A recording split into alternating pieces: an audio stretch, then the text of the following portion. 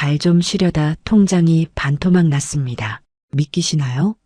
저도 믿기지 않습니다. 시장 가다 발 아파서 잠깐만 앉아 있으려 했어요. 그게 전부였습니다. 그런데 반년도 안 돼서 평생 모은 돈 중 절반 넘게 사라져 버렸습니다. 어머니, 혈압이 위험 수치예요. 병원 가시면 수백만 원인데 이거 하나면 집에서 관리 가능합니다. 그 말 한마디에 무너졌습니다. 60 넘어 남편 잃고 몇 년째 혼자 사는 여자.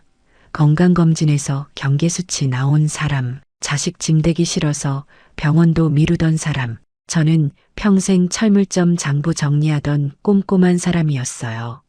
나는 안 속아 그렇게 믿었습니다. 그런데 무료 족욕 한 번이 모든 걸 바꿔버렸습니다. 지금부터 들려드리겠습니다. 시청 전 구독과 좋아요를 누르시면 로또에 당첨되는 행운이 올 수 있습니다. 그리고 지금 어디에서 시청하고 계신지 댓글로 남겨주세요. 여러분의 이야기도 듣고 싶습니다. 그럼 지금부터 시작되는 이야기 속으로 함께 들어가 볼까요? 그날은 정말 평범한 날이었습니다. 동네 보건소에서 무료 건강검진 받으러 갔을 뿐이었어요. 간호사가 혈압계를 제 팔에 감더니 숫자를 보고는 잠깐 멈칫하더군요. 어머니 혈압이 좀 높으시네요. 145에 90이에요. 혈당도 110 정도 나오는데. 경계 수치예요. 석 달 뒤에 꼭 다시 오세요. 그 말을 듣는 순간 가슴이 철렁했습니다. 남편이 심장마비로 갑자기 간 게 몇 년 전인데 혹시 나도 그렇게 되는 건 아닐까. 손이 저절로 떨렸어요. 병원 가보세요. 정밀 검사 받아보시는 게 좋을 것 같아요. 간호사가 진지하게 말했지만 저는 고개를 끄덕이면서도 속으론 망설였습니다. 병원비가 얼마나 나올지 검사만 해도 수십만 원은 기본이잖아요.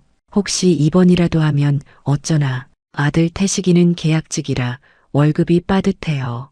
결혼도 못하고 자기 앞가림하기도 힘들어 보이는데 엄마가 아프다고 손 벌릴 순 없었습니다. 그래서 일단은 조금만 관리해보자. 소금 덜 먹고 걷기 운동 열심히 하면 되겠지. 그렇게 생각했어요. 보건소 나와서 집으로 돌아오는 길이었습니다. 평소엔 버스 타고 가는데 그날은 날씨도 좋고 걸어야 건강에 좋다고 해서 천천히 걸어가고 있었어요.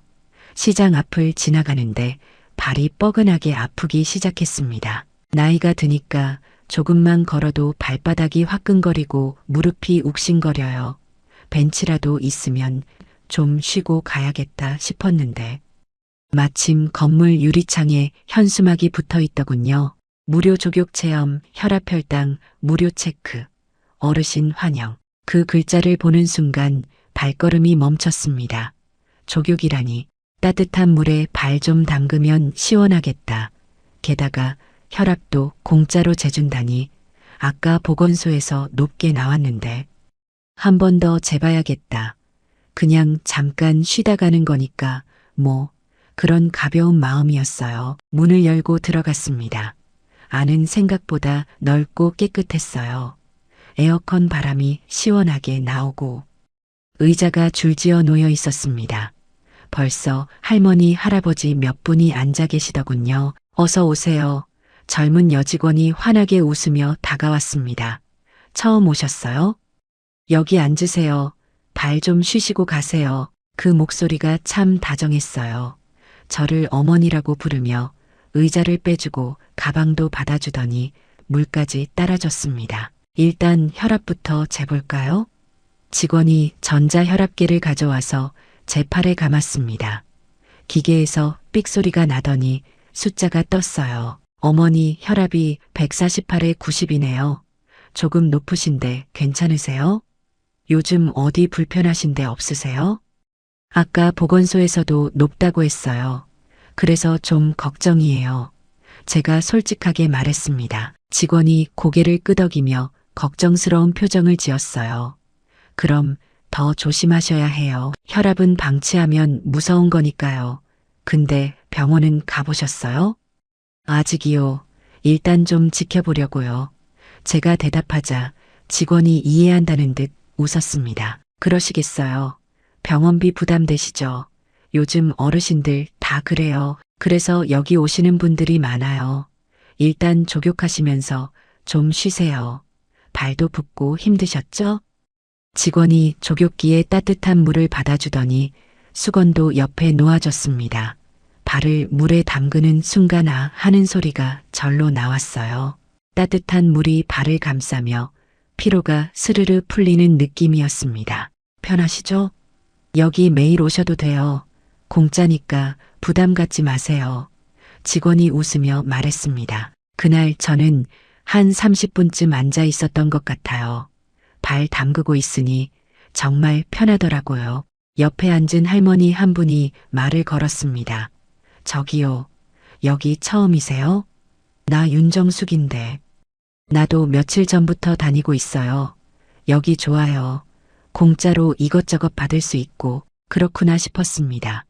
나만 모르고 있었네. 다른 사람들은 벌써 다들 알고 다니는구나. 그날 집에 돌아오니까 마음이 이상하게 가벼웠습니다. 발도 시원하고 혈압도 재봤고 물도 얻어 마셨으니 뭔가 이득 본 기분이었어요. 이틀 뒤쯤 다시 시장 갈 일이 있었습니다. 집 앞을 나서는데 문득 그 족욕하던 곳이 떠올랐어요. 오늘도 발 좀 쉬고 갈까. 어차피 공짜인데 문을 열고 들어가니까 지난번 그 여직원이 저를 알아보더군요. 어머니 또 오셨네요. 반가워요. 이리 앉으세요. 제 이름도 물어보지 않았는데 벌써 반갑다고 하니까 기분이 묘했습니다. 누가 날 기다렸다는 듯이 맞아주는 게 언제만이었나 싶었어요. 아들 태식이는 전화해도 엄마 나중에 하고 끊기 일쑤였거든요. 오늘은 저기 강 팀장님이 직접 봐드릴 거예요. 어머니 운 좋으신 날이에요. 직원이 손짓하며 안쪽을 가리켰습니다. 30대쯤 돼 보이는 남자 직원이 다가와 인사했어요. 안녕하세요. 어머니, 저는 강민수라고 합니다. 오늘 발 상태 한번 봐드릴게요. 족욕기에 발을 담그자 강 팀장이 무릎을 굽히고 앉아서 제 발을 들여다봤습니다. 어머니 발이 많이 부으셨네요. 여기 보세요. 발목 이쪽이 붓고 발바닥도 딱딱해요. 혈액순환이 안 좋으신 것 같은데요. 그러게요. 요즘 자꾸 저려요. 제가 대답했습니다. 혈압 높으시다고 하셨죠? 그럼 더 조심하셔야 해요. 혈액순환이랑 혈압이랑 다 연결돼 있거든요. 손으로 제 발을 지그시 눌러보더니 고개를 저었어요. 이 정도면 병원 가시면 물리치료 권할 거예요. 근데 물리치료 한 번 받으면 얼마 아세요? 한 번에 몇만 원씩 나가요. 그렇게 비싸요? 제가 놀라서 물었습니다. 당연하죠. 병원은 다 돈이에요. 그래서 여기 오시는 어르신들이 많으신 거예요. 여기선 공짜로 해드리니까 강 팀장이 웃으며 말했습니다. 그러면서 발을 주무르기 시작했어요. 따뜻한 물에 발 담그고 있는데 누가 주물러 주니까 천국이 따로 없었습니다. 이런 호강이 어디 있나 싶었어요. 한 20분쯤 지났을까요? 강 팀장이 일어나며 말했습니다. 어머니 오늘 출석 잘하셨으니까 선물 드릴게요. 잠깐만요. 뭔가 상자를 들고 왔습니다. 이거 쌀이에요. 2kg짜리. 오늘 오신 분들 다 드리는 거예요. 그냥 받으세요. 공짜로 쌀을 준다고요? 깜짝 놀랐습니다. 쌀이 얼마나 비싼데 그걸 그냥 준다니. 감사합니다. 정말 감사합니다. 제가 얼떨떨해하며 받았더니 옆에서 윤정숙 할머니가 웃으며 말했어요. 그러게요. 여기 좋죠? 나도 지난주에 휴지랑 세제 받았어요. 아, 그렇구나 싶었습니다. 여기 자주 오면 이것저것 받을 수 있구나. 집에 돌아와서 쌀 포대를 내려놓으며 혼자 중얼거렸어요. 요즘 세상에 공짜가 어디 있나 했는데. 있긴 있네. 발도 시원하고 쌀도 받고 내일 또 가봐야겠다. 그날부터 화요일 목요일마다 그곳에 가기 시작했습니다. 거기 가면 할머니 할아버지들이랑 수다도 떨고 차도 마시고 간식도 줬어요. 경로당보다 훨씬 좋았습니다. 경로당은 가면 맨날 똑같은 사람들이 똑같은 이야기만 하잖아요. 누구네 아들이 어쩌고, 누구네 며느리가 저쩌고, 듣기 싫어서 안 갔는데 여긴 달랐어요. 젊은 직원들이 어머니 어머니 하면서 챙겨주고, 오늘은 뭐 받나 기대하는 재미도 있고, 혈압도 매번 재주니까 내가 건강관리 받는 기분이 들었습니다. 어느 날은 강 팀장이 제 생일이 언제냐고 물어봤어요. 달력에 체크해 둔다면서요. 생일 되면 작은 선물 드린다고. 정말요? 우리 아들도 내 생일 까먹는데 제가 웃으며 말했습니다. 에이, 그럴 리가요. 아드님 바쁘셔서 그러시겠죠. 우린 어머니들 생일 안 까먹어요. 강 팀장이 웃으며 수첩에 뭔가 적었습니다. 그 순간 가슴이 따뜻해졌어요. 누군가 나를 기억해 준다는 게, 내 생일을 챙겨준다는 게 얼마만인지. 한 달쯤 지났을까요? 어느 날 강 팀장이 모인 사람들 앞에서 말했습니다. 오늘은 특별히 발 마사지기 소개해 드릴게요. 지금 시중에서 10,000원 넘게 주고 파는 건데, 오늘 오신 분들께만 특별 가격 5,000원에 드려요. 할머니 한 분이 손을 들었습니다. 나 살게요. 박수가 터져 나왔어요. 직원들이 와 어머니 센스 있으시다. 잘 사셨어요. 하면서 칭찬을 쏟아냈습니다. 그 모습을 보니까 나도 뭔가 사고 싶어지더군요. 5,000원이면 비싼 것도 아니고 나도 필요하긴 한데 그런 생각이 들었습니다. 결국 저도 손을 들었어요. 저도요. 강 팀장이 환하게 웃으며 다가왔습니다. 어머니 역시 이거 정말 잘 사신 거예요. 집에서 매일 쓰시면 발 건강 완전 좋아져요. 계산대에서 5,000원을 내며 생각했습니다. 쌀도 공짜로 받았는데 이 정도는 내가 사줘야지. 그동안 족욕도 공짜로 받았는데 미안하기도 하고 집에 돌아와 남편 영정 앞에 앉아 말했어요. 여보, 나 오늘 발 마사지기 샀어. 5,000원밖에 안 했어. 거기 사람들이 나한테 정말 잘해줘. 당신 없어도 나 이렇게 잘 살고 있어. 그렇게 말하면서도 가슴 한편이 허전했습니다. 남편이 살아있었으면 이런 데 다니지도 않았을 텐데 한 보름쯤 지나니까 족욕 가는 게 완전히 습관이 됐습니다. 화요일 목요일만 되면 아침부터 옷 챙겨 입고 나갈 준비를 했어요. 윤정숙 할머니랑도 친해졌습니다.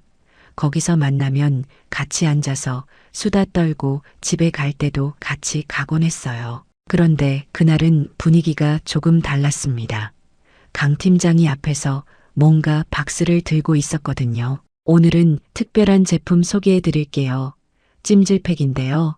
전자레인지에 데워서 아픈데 올려놓으면 되는 거예요. 무릎 아프신 분, 허리 아프신 분 다 쓸 수 있어요. 시중에는 5만 원인데 오늘만 3만 원이에요. 3만 원이요? 옆에서 할머니 한 분이 중얼거렸습니다. 좀 비싸네. 강 팀장이 웃으며 말했습니다. 비싸 보이시죠? 근데 병원 가서 찜질 한 번 받으면 얼마 드는지 아세요? 한 번에 2만 원도 넘어요. 이거 사시면 집에서 몇백 번 쓸 수 있어요. 계산해 보세요. 훨씬 이득이에요. 그 말을 듣고 보니 그런 것 같기도 했습니다. 나도 요즘 무릎이 쑤시는데 찜질하면 좋겠다 싶었어요. 저도 하나 살게요. 제가 손을 들었습니다. 윤정숙 할머니가 제 팔을 툭 쳤어요. 경자씨 3만 원이나 하는데 괜찮아요? 지난번에 5,000원짜리도 샀잖아요. 괜찮아요. 필요한 거니까. 제가 웃으며 대답했습니다. 카드를 꺼내 계산하는데 강 팀장이 제 손을 잡았어요. 어머니 감사합니다. 오늘 어머니가 첫 구매하셨어요. 박수. 직원들이 박수를 쳤습니다. 주변 할머니 할아버지들도 따라 쳤어요. 그 순간 기분이 이상했습니다. 내가 뭔가 잘한 것 같고 인정받는 기분이었어요. 집에 가는 길에 윤정숙 할머니가 말했습니다. 경자씨 요즘 거기서 돈 많이 쓰는 것 같은데. 괜찮아요?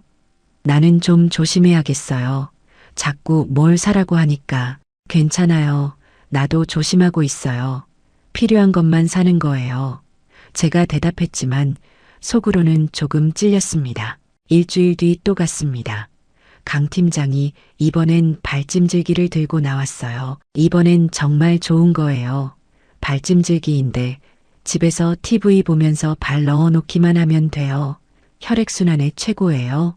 어머니들 고혈압 있으신 분들은 꼭 쓰셔야 해요. 제 귀가 번쩍 뜨였습니다. 고혈압, 내 얘기잖아. 원래 15만 원인데 오늘은 8만 원만 받을게요.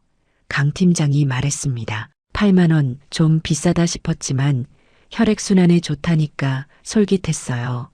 병원비 생각하면 이게 나은 것 같기도 하고 저 살게요. 또 손을 들었습니다. 윤정숙 할머니가 제 옆에서 작게 말했어요. 경자 씨, 나 오늘 그만 올 것 같아요. 자꾸 돈 쓰게 돼서 부담스러워요. 그래요? 저는 괜찮은데 제가 대답했습니다. 정숙이는 자식들이 자주 와서 외롭지 않으니까 그렇겠지. 나는 혼자 사니까. 여기라도 와야 사람 구경하지. 속으로 그렇게 생각했어요. 계산하면서 강 팀장이 말했습니다. 어머니 오늘도 구매하셨네요.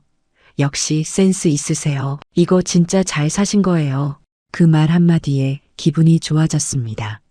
누가 날 칭찬해 주는 게 얼마만인지. 집에 돌아와서 영수증을 보니까 8만 원이 적혀 있었어요. 좀 비싸긴 한데. 뭐 어때? 건강이 우선이지. 병원비보다 싸잖아. 그렇게 스스로를 위로했습니다. 다음 주에 갔더니 윤정숙 할머니가 안 보였어요. 어디 가셨나요? 제가 직원한테 물었습니다. 아, 정숙 씨요? 요즘 안 오시네요. 어머니는 꾸준히 오시니까 좋으시겠어요. 직원이 웃으며 말했습니다. 정숙이가 나간 자리에 강 팀장이 제 옆에 앉았어요. 어머니 정숙 씨 안 오시니까 허전하시죠? 그래도 어머니는 꾸준히 오셔주셔서 저희가 힘이 나요. 어머니 안 오시면 저희 진짜 힘 빠져요. 그 말을 들으니까 내가 특별한 사람이 된 것 같았습니다. 나를 기다리는 사람들이 있구나. 내가 가야 하는 곳이 있구나. 윤정숙 할머니는 똑똑해서 일찍 빠져나갔구나. 그 생각이 나중에야 들었습니다. 하지만 그때는 몰랐어요. 나는 그냥 거기 가는 게 좋았으니까요. 정숙이가 안 온 지 한 달쯤 지났을까요? 어느 날 조교 가는데 강 팀장이 문 앞에서 저를 기다리고 있었습니다. 어머니, 오늘 특별한 날이에요. 알고 계세요? 강 팀장이 웃으며 말했습니다. 무슨 날인데요? 제가 고개를 갸우뚱했습니다. 어머니 생일이잖아요. 강 팀장이 뒤에서 작은 봉투를 꺼냈어요. 생일 축하드려요. 봉투를 열어보니까 손글씨로 쓴 생일 카드가 들어 있었습니다. 방경자 어머니, 생일 축하드립니다. 항상 건강하시고 오래오래 저희 곁에 계세요. 강민수 드림. 눈물이 핑 돌았습니다. 내 생일을 진짜 기억하고 있었구나. 손으로 쓴 카드까지 준비했다니. 우리 태식이도 내 생일 까먹는데 입 밖으로 그 말이 나왔어요. 에이, 그럴 리가요. 아드님 바쁘셔서 그러시겠죠. 강 팀장이 제 손을 꼭 잡았습니다. 우린 어머니 절대 안 잊어요. 어머니는 저희한테 특별한 분이시니까요. 그 말 한마디에 가슴이 벅차올랐어요. 특별한 분이라니. 누가 나한테 그런 말을 해본 적이 있었나? 자리에 앉아서 혈압을 재는데 강 팀장이 숫자를 보더니 표정이 굳었습니다. 어머니 혈압이 지난주보다 좀 올랐어요. 150에 95예요. 이나 올랐는데 괜찮으세요?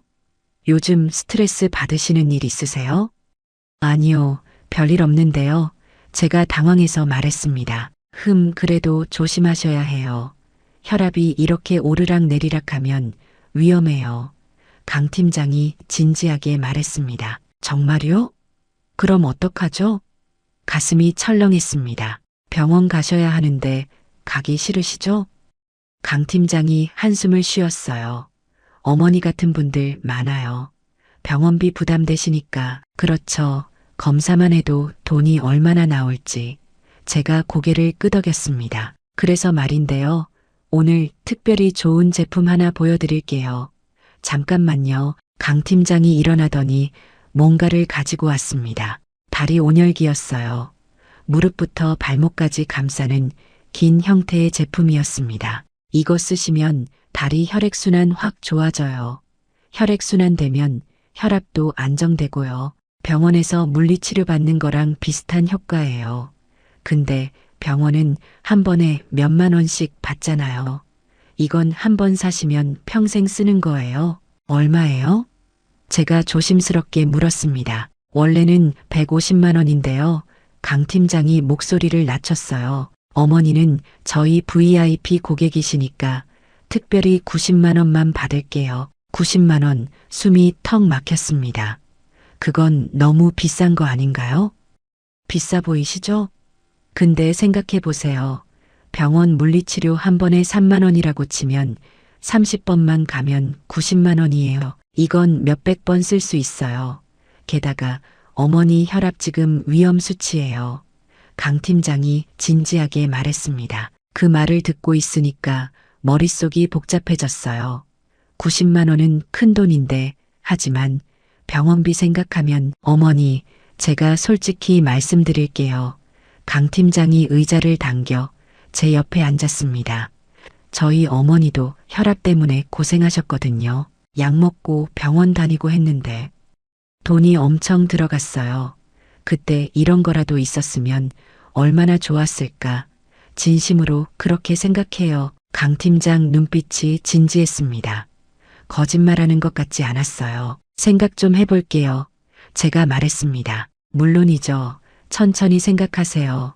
근데 재고가 딱 3개밖에 없어서 오늘 안에 결정하셔야 해요. 내일 되면 다 나갈 거예요. 강 팀장이 덧붙였습니다. 오늘 안에요? 마음이 급해졌습니다. 집에 가서 생각하려고 일어섰는데 옆에서 할머니 한 분이 손을 들었어요. 나 살게요. 그 온열기. 직원들이 박수를 쳤습니다. 와, 어머니 정말 잘 결정하셨어요. 건강이 최고예요. 그 모습을 보니까 나도 사야 할 것 같았습니다. 저 할머니도 사는데 나만 안 사면 나만 뒤처지는 것 같고 저도 살게요. 제 입에서 말이 나왔습니다. 강 팀장이 환하게 웃었어요. 어머니 역시 정말 현명하세요. 이거 진짜 잘 사신 거예요. 카드를 꺼내는데 손이 떨렸습니다. 90만 원. 평생 이렇게 큰 돈을 한 번에 써본 적이 없었거든요. 어머니 12개월 할부도 되는데 어떻게 하시겠어요? 강 팀장이 물었습니다. 할부요? 그럼 한 달에 얼마씩 나가요? 제가 물었습니다. 한 달에 한 7만 원 정도요. 부담 없으시죠? 강 팀장이 웃었습니다. 7만 원이면 국민연금에서 나가도 남겠다 싶었어요. 그럼 할부로 할게요. 영수증을 받아들고 나오는데 가슴이 두근거렸습니다. 잘한 걸까? 너무 큰 돈을 쓴 건 아닐까? 하지만 집에 돌아와서 생각해 보니까 이게 맞는 것 같았어요. 병원비 아끼는 거니까 내가 건강해야 태식이한테 짐 안 되니까. 며칠 뒤 택배로 온열기가 왔습니다. 상자를 뜯어보니까 생각보다 크더군요. 거실 한쪽에 두고 매일 사용했어요. 솔직히 효과가 있는지는 잘 모르겠었습니다. 그냥 따뜻한 거? 그 정도였어요. 근데 90만 원이나 줬는데 효과가 없을 리 없다고 스스로를 설득했습니다. 다음 주에 또 족욕 갔습니다. 강 팀장이 웃으며 맞아줬어요. 어머니 온열기 잘 쓰고 계세요? 효과 어때요? 좋아요. 다리가 한결 가벼워진 것 같아요. 거짓말을 했습니다. 90만 원 썼는데 안 좋다고 할 수가 없었어요. 다행이네요. 역시 어머니는 현명하세요. 강 팀장이 제 어깨를 토닥였습니다. 혈압을 재는데 이번엔 또 숫자가 달랐어요. 어머니, 오늘은 148이에요. 지난주보다 2 내렸네요. 온열기 쓰신 효과인 것 같아요. 정말요? 그럼 잘 산 거네요. 마음이 놓였습니다. 그렇죠. 계속 쓰세요. 강 팀장이 웃었습니다. 그날 강 팀장이 또 뭔가를 들고 나왔어요. 이번엔 커다란 매트였습니다. 오늘은 정말 특별한 제품이에요. 전신 온열 매트인데요. 침대에 깔고 주무시면 돼요. 온몸 혈액순환에 최고예요. 특히 고혈압 있으신 분들한테 강력 추천드려요. 제 귀가 또 솔깃해졌습니다. 전신이라니, 다리만 하는 것보다 훨씬 좋겠네. 이건 얼마예요? 제가 물었습니다. 원래는 1,000만 원 넘는 제품인데요. 강 팀장이 말했습니다. 오늘 특별히 VIP 고객님들께만 600만 원에 드려요. 600만 원. 깜짝 놀랐습니다. 그건 너무 비싼 거 아닌가요? 비싸죠. 솔직히 비싸요. 강 팀장도 인정했습니다. 근데 어머니 생각해 보세요. 병원 입원하시면 하루에 얼마 나가는지 아세요? 하루에 몇십만 원이에요. 만약에 고혈압 때문에 쓰러지시면 입원비만 몇백만 원 나가요. 그 말에 등골이 오싹했습니다. 혹시 내가 쓰러지기라도 하면, 게다가 어머니 건강하셔야 아드님이 마음 편히 일하시죠. 자식 짐 되고 싶지 않으시잖아요. 강 팀장이 제 마음을 꿰뚫는 말을 했습니다. 맞아요. 나 아프면 태식이가 제일 힘들어요. 제가 고개를 끄덕였습니다. 그러니까 지금 투자하시는 거예요. 건강 투자. 이게 제일 확실한 투자예요. 강 팀장이 말했습니다. 600만 원, 통장에 남은 돈 생각하니까 머리가 아팠습니다. 그래도 남은 돈이 있긴 하니까 할부되나요? 제가 물었습니다. 당연하죠. 12개월 하시면 한 달에 50만 원 정도예요. 강 팍장이 계산기를 두드렸습니다. 50만 원, 그 정도면 국민연금이랑 남편 유족연금 합치면 낼 수 있을 것 같았어요. 살게요. 제 입에서 또 말이 나왔습니다. 강 팀장이 제 손을 꼭 잡았어요. 어머니 정말 현명하세요. 이건 진짜 평생 쓰실 수 있어요. 절대 후회 안 하실 거예요. 카드를 건네면서도 손이 떨렸습니다. 600만 원. 이게 맞는 걸까? 하지만 강 팀장 말이 맞는 것 같았어요. 건강이 최고니까. 병원비 생각하면 이게 나으니까. 집에 돌아와서 남편 영정 앞에 앉았습니다. 여보, 내가 오늘 큰 결심했어. 건강관리 제대로 하려고 전신 매트 샀어. 비싸긴 한데 필요한 거야. 나 건강해야 태식이 걱정 안 하잖아. 혼자 중얼거리면서도 마음 한구석이 불안했습니다. 혹시 내가 잘못 판단한 건 아닐까? 하지만 이미 늦었어요. 카드는 긁었고 물건은 며칠 뒤 도착할 거였으니까요. 전신 매트가 배달된 날 택배기사 2명이 와야 할 정도로 상자가 컸습니다. 거실 한쪽 벽을 다 차지하더군요. 매일 밤 그 위에 누워서 잤어요. 따뜻하긴 했는데 600만 원의 효과인지는 솔직히 잘 모르겠었습니다. 그래도 스스로를 다독였어요. 비싼 만큼 좋은 거겠지. 건강 투자니까. 한 달쯤 지났을까요? 또 족욕 갔습니다. 강 팀장이 반갑게 맞아주더니 혈압부터 재자고 했어요. 기계에서 삑 소리가 나더니 숫자가 떴습니다. 어머니 오늘 혈압은 괜찮네요. 146 정도예요. 근데 혈당을 한번 재볼까요? 요즘 혈당 재보신 지 오래되셨죠? 그러게요. 보건소 간 게 언제였더라.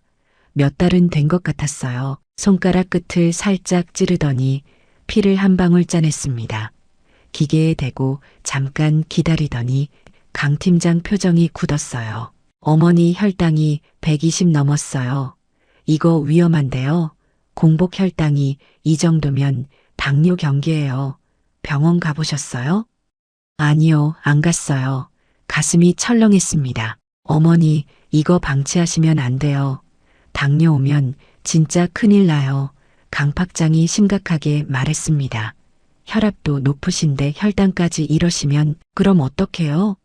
저는 겁이 났습니다. 병원 가셔야죠. 근데 가기 싫으시죠? 강 팀장이 한숨을 쉬었어요. 당뇨 검사하고 약 처방받고 하면 돈 엄청 들어가요. 게다가 평생 약 먹어야 하고. 평생이요? 목소리가 떨렸습니다. 네, 당뇨는 완치가 안 돼요. 그래서 미리 관리해야 하는 거예요. 강 팀장이 제 손을 잡았습니다. 어머니 지금이 골든타임이에요. 지금 제대로 관리 안 하시면 나중엔 손 쓸 수 없어요. 어떻게 관리해요? 제가 물었습니다. 혈액순환이 핵심이에요. 혈당도 혈압도 결국 혈액순환 문제거든요. 강 팀장이 일어나더니 안쪽으로 들어갔어요. 잠깐만 기다리세요. 몇 분 뒤 직원 2명이 큰 기계를 끌고 나왔습니다. 사람 키만한 기계였어요. 뭔가 병원에서 본 것 같은 모양이었습니다. 이게 뭐예요? 제가 물었습니다. 프리미엄 혈액순환 관리기예요. 강 팀장이 설명하기 시작했습니다.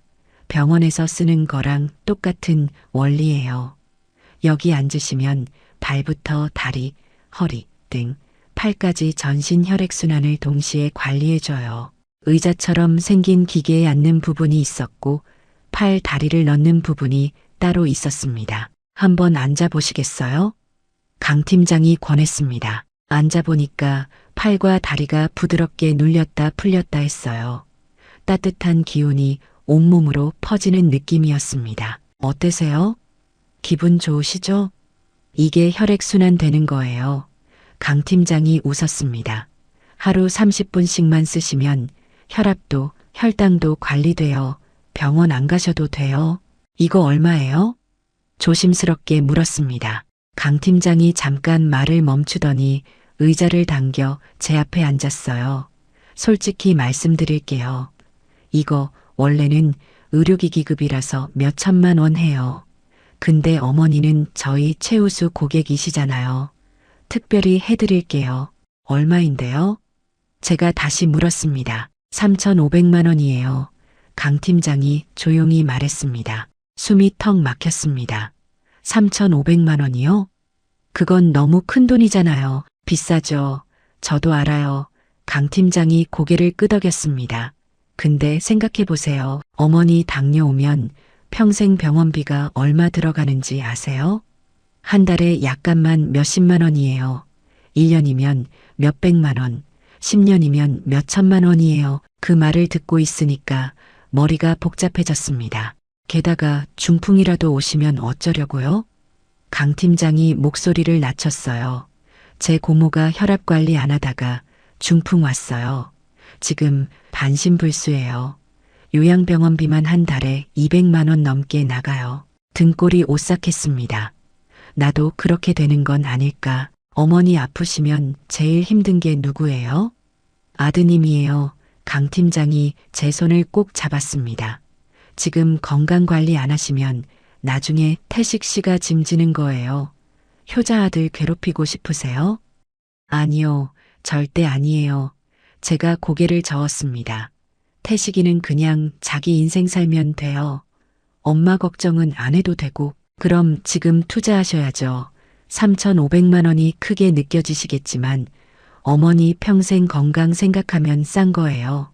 강 팀장이 말했습니다. 통장 잔고가 머릿속을 스쳤습니다. 남은 돈이 얼마였더라. 지금까지 쓴 거 빼면 어머니 고민되시죠? 강 팀장이 제 표정을 읽었는지 말했습니다. 12개월 할부 가능해요.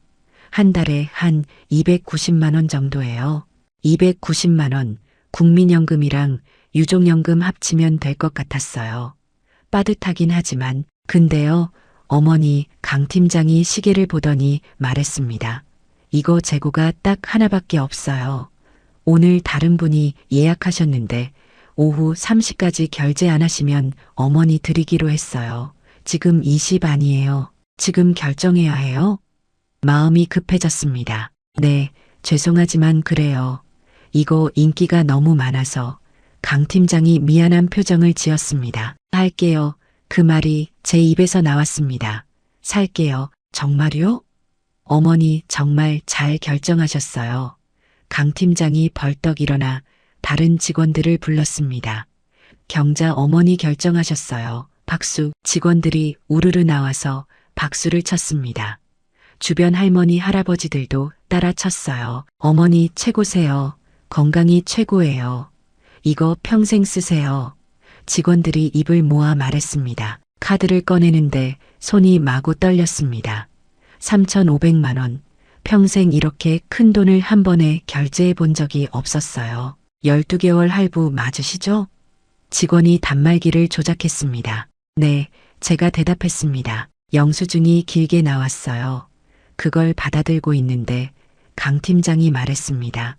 참, 어머니 이거 설치하려면 기사가 집에 가야 하는데 출장비가 좀 들어가요. 한 15만 원 정도요. 설치비요? 그것까지 내야 해요? 제가 놀라서 물었습니다. 네, 이게 워낙 큰 기계라서요. 미안해요. 어머니, 강 팀장이 미안한 척 했습니다. 이미 3,500만 원 썼는데 15만 원이 뭐가 중요하겠어요. 그것도 카드로 긁었습니다. 그리고 어머니, 이거 쓰실 때 물티슈 패드가 필요한데요. 위생 때문에 직원 한 명이 상자를 들고 왔습니다. 한 박스에 8만 원인데 한 달 쓸 분량이에요. 그것도 샀습니다. 이미 정신이 없었거든요. 그리고 AS 패키지 등록하시면 3년간 무상 수리되는데요. 이게 29만 원이에요. 근데 오늘 등록하시는 분들은 19만 원만 받아요. 그것도 했습니다. 하나하나 물어볼 정신도 없었어요. 계산서를 보니까 3,500만 원에 이것저것 더해져서 거의 3,700만 원 가까이 됐습니다. 집으로 돌아오는 버스 안에서 영수증을 계속 보고 또 봤어요. 이게 맞나? 내가 지금 뭘 한 거지? 하지만 스스로를 달랬습니다. 괜찮아. 이번이 진짜 마지막이야. 이제 건강관리 제대로 하면 병원 안 가도 돼. 태식이 지 만들 수 있어. 잘한 거야. 그렇게 100번도 넘게 혼자 중얼거렸습니다. 집에 와서 통장을 확인해 봤어요. 남은 돈이 절반도 안 됐습니다. 순간 현기증이 났지만 곧 정신을 차렸어요. 남편 영정 앞에 앉아 말했습니다. 여보, 내가 오늘 큰 결심했어. 비싸긴 한데 필요한 거야. 나 건강해야지. 당신 없는데 내가 쓰러지면 태식이가 어떻게. 혼자 앉아서 한참을 그렇게 있었습니다. 일주일 뒤 기사가 왔습니다. 기계가 너무 커서 거실 한쪽을 다 차지했어요. 소파도 밀고 TV도 옮겨야 했습니다. 여기 앉아보세요. 기사가 시범을 보였습니다. 하루 30분씩 쓰시면 돼요. 앉아서 작동시키니까 팔다리가 눌렸다 풀렸다 했어요. 따뜻하긴 한데 정말 효과가 있는 건지는 모르겠었습니다. 하지만 3,700만 원이나 줬는데 효과가 없을 리 없다고 또 스스로를 설득했습니다. 기사가 가고 난 뒤 거실을 돌아봤어요. 온열 매트, 다리 온열기, 그리고 이 큰 기계까지 집이 병원 같았습니다. 그날 밤 잠이 안 왔어요. 천장만 바라보며 생각했습니다. 내가 잘한 걸까? 너무 큰 돈을 쓴 건 아닐까? 하지만 이미 늦었어요. 돈은 나갔고 물건은 집에 있었으니까요. 이번이 진짜 마지막이야. 더 이상은 절대 안 사. 혼자 다짐하고 또 다짐했습니다. 기계가 온 지 한 달쯤 지났을까요? 어느 날 저녁 전화가 왔습니다. 태식이었어요. 엄마, 나 태식이야. 목소리가 평소보다 무거웠습니다. 왜 무슨 일 있어? 제가 물었습니다. 엄마 건강검진 받은 지 오래됐잖아. 내가 병원 예약 좀 해줄게. 회사에서 건강검진 지원해주는 거 받았거든. 태식이가 말했습니다. 아니야, 괜찮아. 나 건강해. 제가 황급히 말했습니다. 엄마 보건소에서 경계 수치 나왔다며. 그때가 언제인데 아직도 안 가봤어? 태식이 목소리가 단호했어요. 내가 병원비 낼 테니까 이번 주 토요일에 가자. 정말 괜찮다니까. 나 요즘 관리 잘하고 있어. 제가 말했지만 태식이는 듣지 않았습니다. 엄마 고집 부리지 마. 나 내일 가서 예약할게. 병원비 내려면 엄마 통장 계좌번호 알려줘. 아, 그건 제가 말을 더듬었습니다. 왜? 계좌번호가 뭐가 어려워. 잠깐만. 내가 인터넷 뱅킹으로 보낼게. 태식이가 말했습니다. 아니야, 그냥 현금으로 줄게. 제가 말했지만 이미 늦었습니다. 엄마 보호자로 등록돼 있어서 조회 가능한데 잠깐만. 태식이 목소리가 점점 작아지더니 멈췄습니다. 한참 침묵이 흘렀어요. 심장이 쿵쾅쿵쾅 뛰었습니다. 엄마, 태식이 목소리가 떨렸습니다. 통장에 돈이 왜 이래? 원래 억 단위 있었잖아. 지금 몇 천만 원밖에 안 남았는데? 그게 제가 말을 잇지 못했습니다. 엄마 혹시 사기당한 거 아니야? 어디 이상한데 투자한 거야? 태식이 목소리가 높아졌습니다. 아니야, 사기 아니야. 내가 필요해서 산 거야. 제가 변명했습니다. 뭘 샀는데 그렇게 큰 돈이 나간 거야? 나 지금 간다. 전화가 끊겼습니다. 1시간쯤 지났을까요? 초인종이 울렸습니다. 문을 열자 태식이가 험한 얼굴로 서 있었어요. 엄마, 태식이가 집 안으로 들어섰습니다. 거실을 보는 순간 태식이 발걸음이 멈췄습니다. 커다란 기계, 온열 매트가 깔린 바닥 구석에 쌓인 상자들. 이게 다 뭐야? 태식이 목소리가 떨렸습니다. 그게 건강관리 기구야. 제가 작은 목소리로 말했습니다. 태식이가 한 발 한 발 집안을 돌아다니기 시작했어요. 베란다 쪽에 쌓인 상자들, 발찜질기, 다리 온열기, 아직 뜯지도 않은 물티슈 박스들. 엄마 이게 다 얼마야? 태식이가 돌아서며 물었습니다. 필요한 거야. 내가 건강해야 너한테 짐 안 되잖아. 제가 말했습니다. 짐? 태식이가 웃었습니다. 이게 짐이야. 엄마가 평생 모은 돈 날리는 게 짐이지. 이건 날리는 게 아니야. 투자야. 건강 투자. 제가 목소리를 높였습니다. 태식이가 TV 옆 서랍을 열었습니다. 영수증 묶음이 나왔어요. 하나하나 펼쳐보기 시작했습니다. 5,000원, 3만원, 8만원, 90만원. 태식이 목소리가 점점 떨렸습니다. 600만원. 그리고 이건 3,700만원? 태식이가 영수증을 쥔 손이 부들부들 떨렸어요. 엄마 미쳤어? 3,700만원짜리 기계를 샀다고? 그게 제일 중요한 거야. 혈액순환 관리기인데 제가 설명하려 했지만 태식이가 손을 들어 막았습니다. 엄마 이거 어디서 샀어? 태식이가 영수증을 보며 물었습니다. 저기 시장 건너편 건물에 있는 곳이야. 족욕도 해주고 혈압도 재주고. 제가 말했습니다. 족욕? 태식이 표정이 굳었습니다. 엄마 설마 그 홍보관 다닌 거야? 응, 거기 좋아. 사람들도 친절하고. 제가 대답했습니다. 태식이가 한숨을 크게 내쉬었어요. 엄마 그게 사기야. 요즘 뉴스에 나오잖아.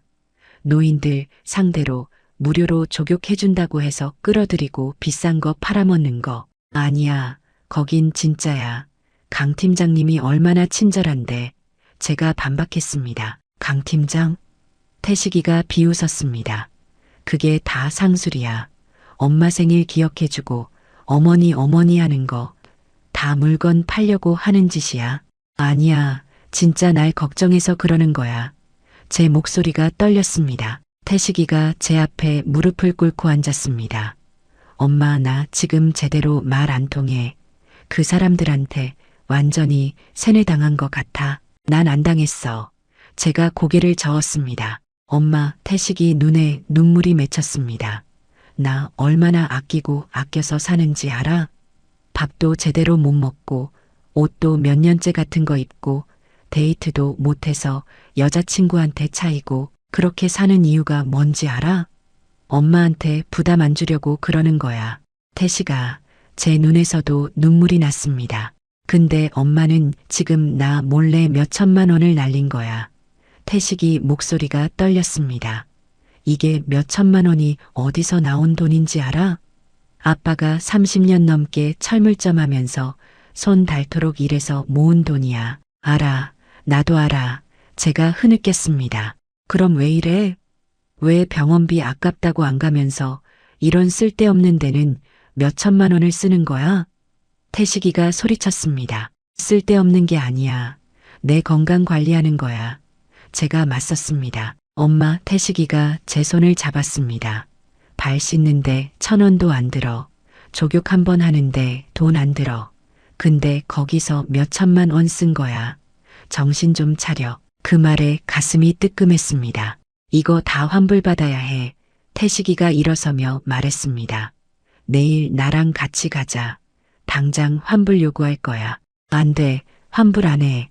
제가 고개를 저었습니다. 엄마, 태식이가 눈물을 흘렸습니다. 제발, 제발 정신 좀 차려. 나 이제 엄마 말 안 들어. 내가 알아서 할 거야. 태식이가 나가면서 문을 쾅 닫았습니다. 그 소리가 가슴에 박혔어요. 혼자 남은 거실에서 한참을 울었습니다. 태식이 눈물 흘리는 모습이 계속 떠올랐어요. 혹시 태식이 말이 맞는 건가? 그런 생각이 들기 시작했습니다. 그날 밤 잠을 한숨도 못 잤습니다. 태식이 얼굴이 계속 떠올랐어요. 내가 정말 잘못한 걸까? 다음 날 아침 전화가 울렸습니다. 윤정숙이었어요. 경자씨, 지금 당장 TV 틀어봐. 정숙이 목소리가 떨렸습니다. 우리 큰일 났어. 무슨 일인데? 제가 물었습니다. 그냥 틀어봐. 9번 채널. 정숙이가 다급하게 말했습니다. 리모컨을 들어 채널을 돌렸어요.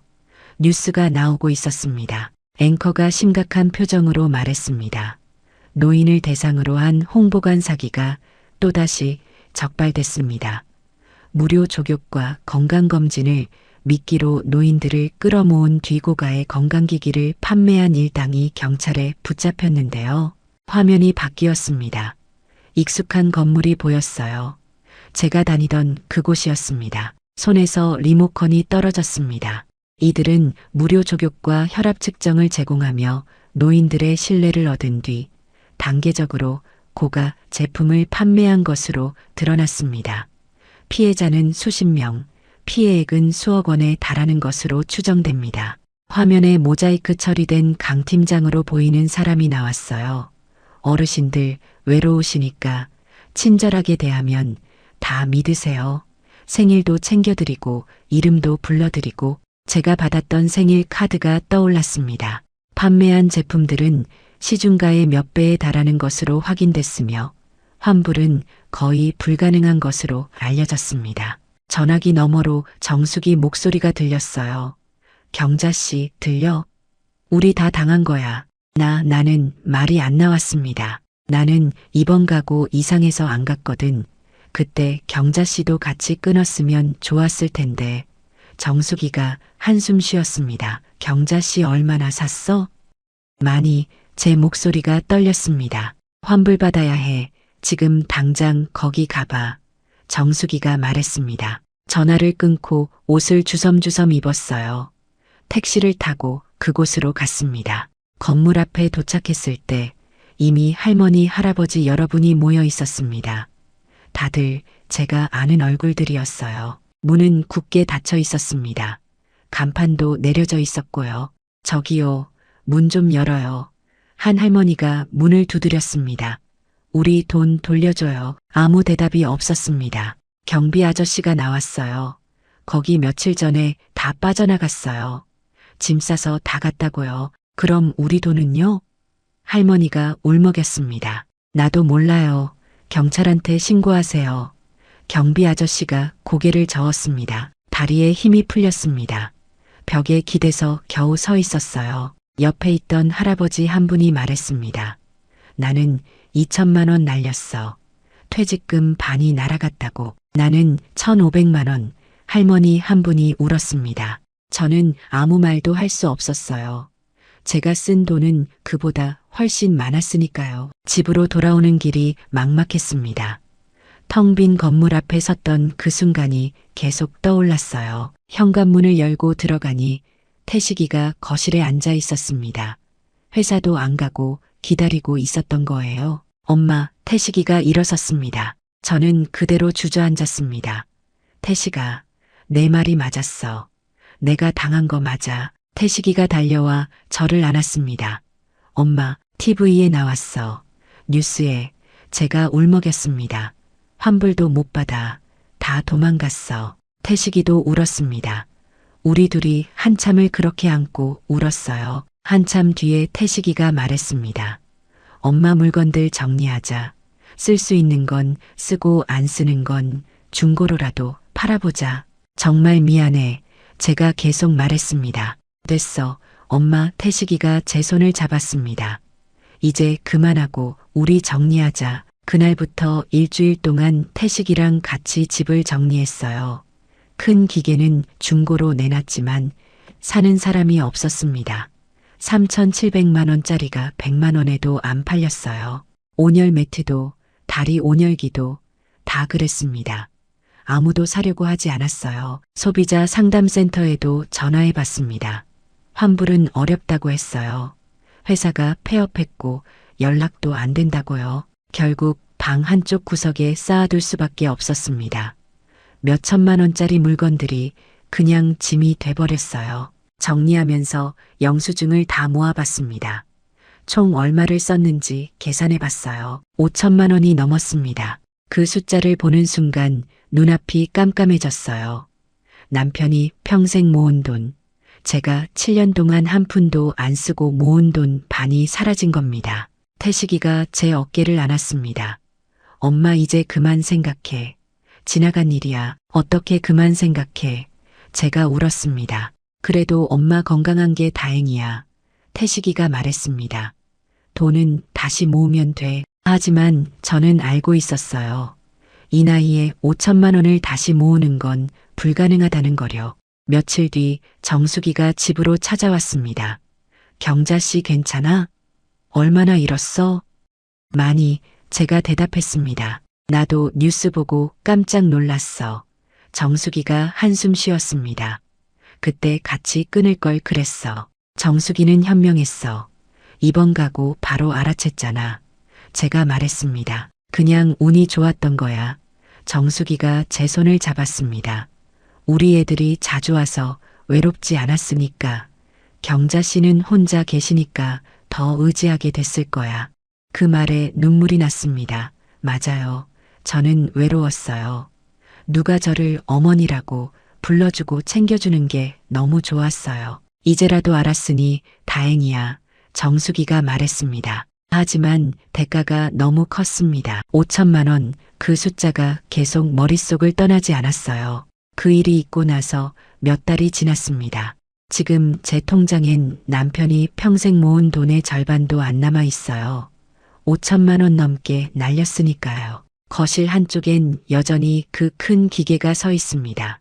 팔리지도 않고 버리기도 아까워서 그냥 두고 있어요. 볼 때마다 가슴이 아프지만 일부러 치우지 않았습니다. 잊지 않기 위해서예요. 다시는 이런 일 당하지 않기 위해서요. 요즘은 매일 아침 일찍 일어나서 동네를 걷습니다. 혼자서요. 공짜 족욕 같은 거 찾지 않고 그냥 제 발로 걸어요. 공원 벤치에 앉아서 쉬기도 하고 경로당에도 가끔 들릅니다. 예전엔 경로당이 재미없어서 안 갔는데 지금은 달라요. 거기 계신 분들이 진짜 저를 아는 사람들이더라고요. 경자 씨 요즘 안 보이더니 어디 갔었어? 그렇게 물어봐 주시는 게 얼마나 고마운지 몰라요. 태식이는 요즘 주말마다 집에 옵니다. 예전엔 한 달에 한 번 올까 말까 했는데요. 엄마 밥 먹었어? 엄마 어디 아픈 데 없어? 그렇게 물어봐요. 그 목소리를 듣는 게 그렇게 좋을 수가 없어요. 지난주에는 태식이가 병원 예약을 해줬습니다. 내과 정밀검진이요. 검진비는 태식이가 냈어요. 엄마 이제 아프면 바로 말해. 병원비 걱정하지 말고. 태식이가 제 손을 잡으며 말했습니다. 미안해. 엄마가 바보같이 굴어서. 제가 말했습니다. 됐어. 엄마 지나간 일이야. 태식이가 웃었습니다. 그래도 엄마 덕분에 나도 배웠어. 나도 엄마한테 더 신경 써야겠다고. 검진 결과 혈압은 여전히 높았지만 약을 처방받았어요. 한 달에 약값이 10,000원 정도 나옵니다. 10,000원이요? 그 몇천만 원짜리 기계보다 10,000원짜리 약이 훨씬 효과가 좋더라고요. 의사 선생님이 말했습니다. 꾸준히 드시면 충분히 관리 가능해요. 그 말을 듣는 순간 허탈했습니다. 내가 그동안 뭘 한 거지? 어제는 시장에 장 보러 갔습니다. 익숙한 길을 걷다가 문득 그 건물 앞을 지나게 됐어요. 여전히 문은 닫혀 있었고 간판도 없었습니다. 유리창에는 먼지가 가득했어요. 한참을 그 앞에 서서 바라봤습니다. 내가 여기서 얼마나 많은 시간을 보냈었나? 옆을 지나가던 할머니 한 분이 제게 말했어요. 여기 사기꾼들이 있던 곳이래요. 노인들 상대로 나쁜 짓 했다던데. 알아요. 제가 대답했습니다. 저도 거기 다녔거든요. 그래요? 할머니가 놀랐습니다. 많이 잃으셨어요?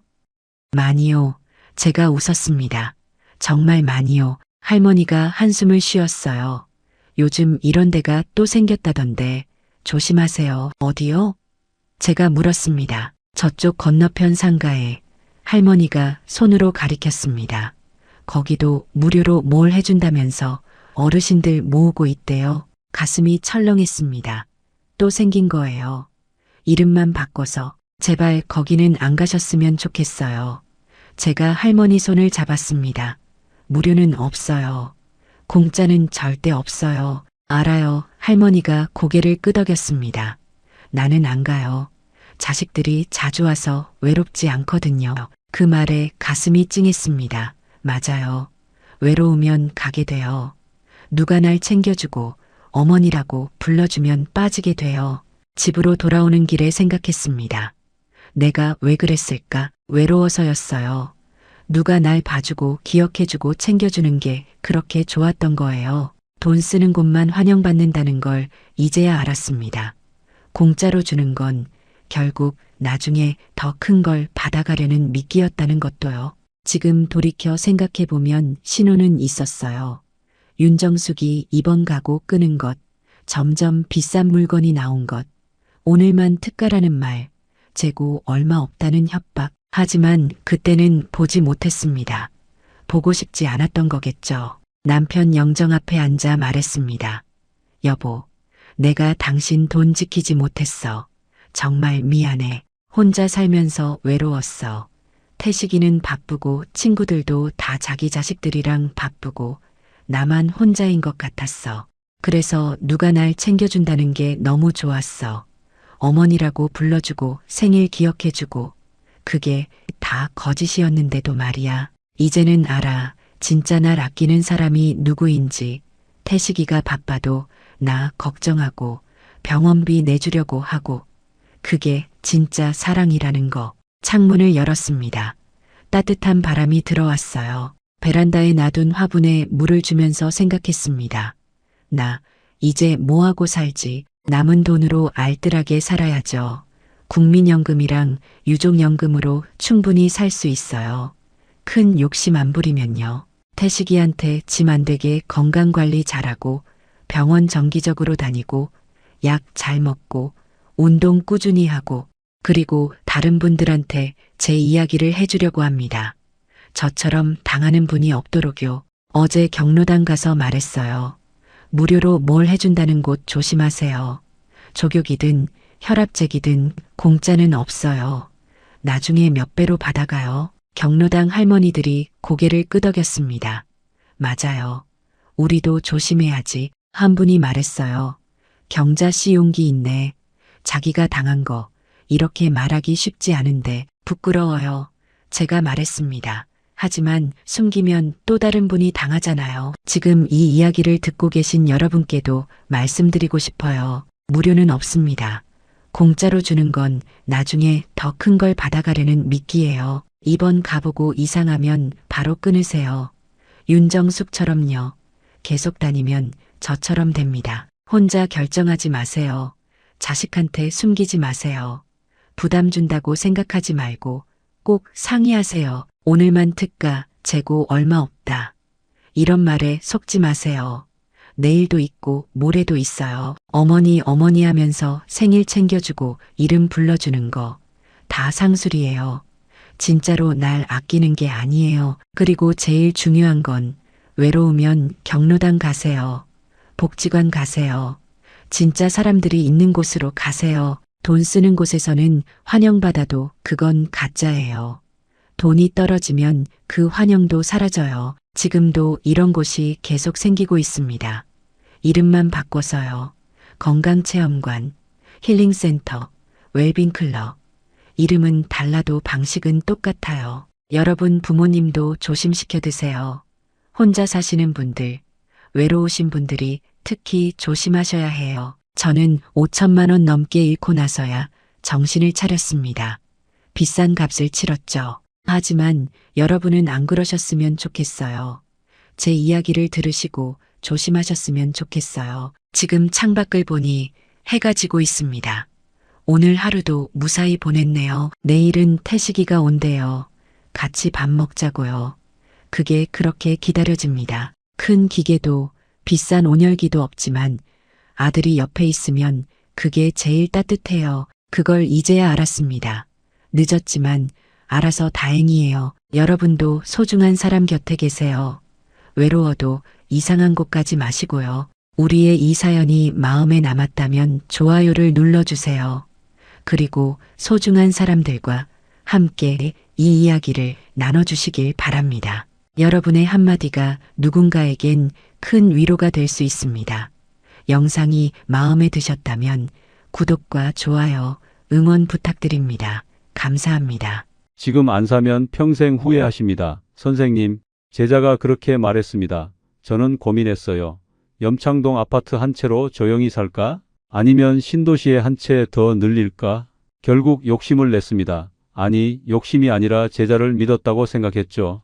집을 담보로 대출을 받아 신도시 신축 아파트를 샀습니다. 하지만 불과 1년 남짓 만에 모든 게 무너졌습니다. 금리는 하늘 높은 줄 모르고 치솟았고 전세금은 바닥으로 떨어졌죠. 제자는 선생님, 저도 지금 너무 어렵습니다 라며 연락을 끊었습니다. 결국 염창동 아파트까지 급하게 내놓았습니다.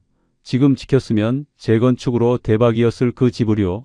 손에 남은 건 10억이 넘는 돈 중에서 고작 1억 남짓뿐이었습니다. 도대체 저는 왜 그런 선택을 했을까요? 지금부터 그 후회의 기록을 시작합니다. 시청 전 구독과 좋아요를 누르시면 로또에 당첨되는 행운이 올 수 있습니다.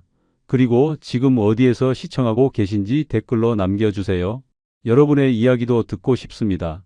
그럼 지금부터 시작되는 이야기 속으로 함께 들어가 볼까요? 안녕하세요. 저는 올해 63 김동진입니다. 30년 넘게 서울 강서구 염창동에서 미술학원을 운영했습니다.